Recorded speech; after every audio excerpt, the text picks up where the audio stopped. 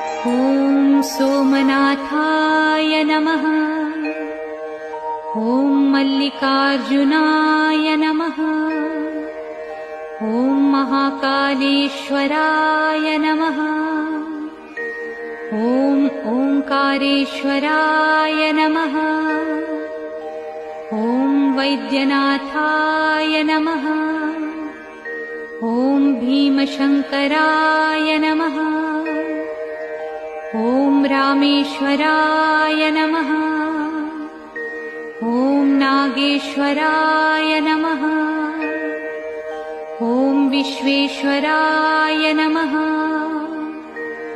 ॐ त्र्यंबकेश्वराय नमः। ॐ केदारेश्वराय नमः। ॐ भुस्मेश्वराय नमः।